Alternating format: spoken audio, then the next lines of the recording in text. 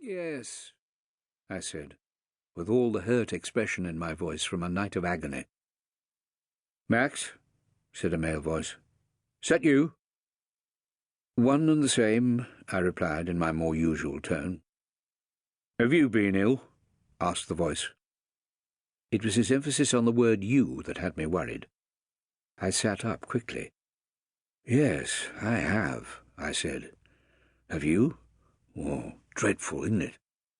Everyone I've spoken to has had the same.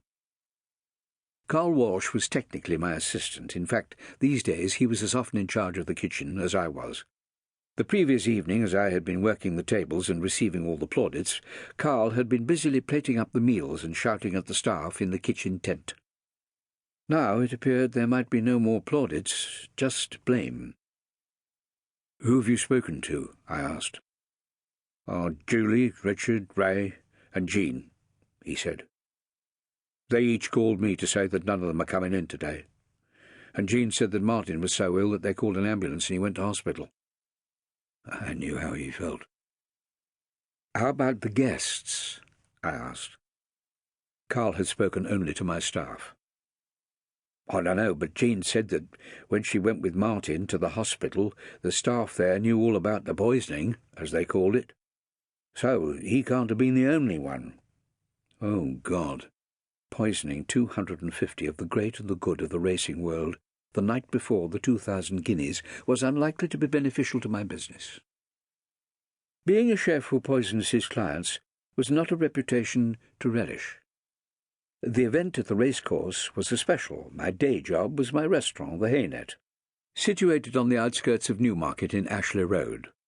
60 or so lunches a day, from Sunday to Friday, and dinner for up to 100 every night. At least, that's what we'd served last week, pre-poisoning.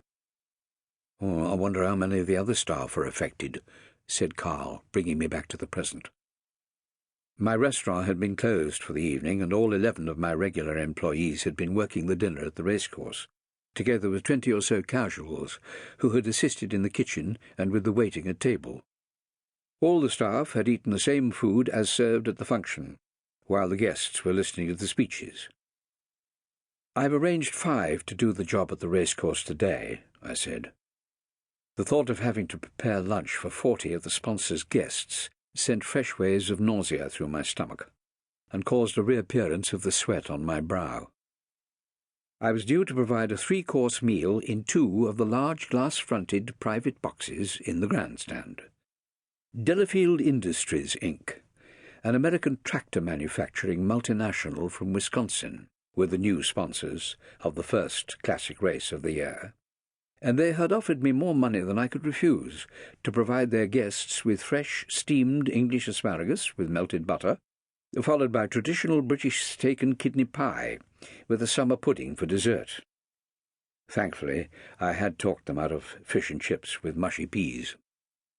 Mary Lou Forden, the company marketing executive who had secured my services, was determined that the guests from back home in Wisconsin should experience the real England.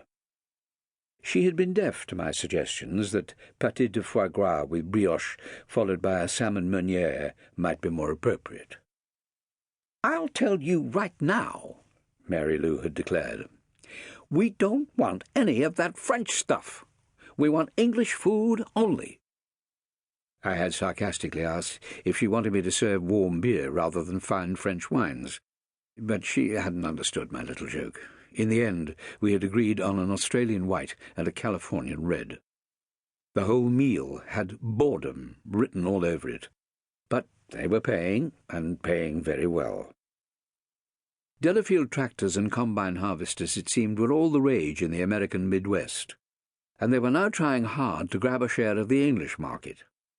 Someone had told them that Suffolk was the prairie country of the UK. So here they were. That the Delafield Harvester 2,000 guineas didn't have quite the right ring to it didn't seem to worry them one bit. As things stood at the moment, they would be lucky to get anything to eat at all. I'll call around and get back to you," said Carl. "OK," I replied. He hung up. Oh, I knew I should get up and get going. 40 individual steak and kidney pies wouldn't make themselves. I was still lying on my bed, dozing, when the phone rang again. It was 5 to 8. "Hello," I said sleepily. "Is that Mr. Max Moreton?" said a female voice. "Yes," I replied. "My name is Angela Milne," said the voice formally. "I am the Environmental Health Officer for Cambridgeshire." She suddenly had my full attention. "We have reason to believe," she went on, "that a mass poisoning has occurred at an event where you were the chef in charge of the kitchen. Is that correct?" "Who are we?" I asked.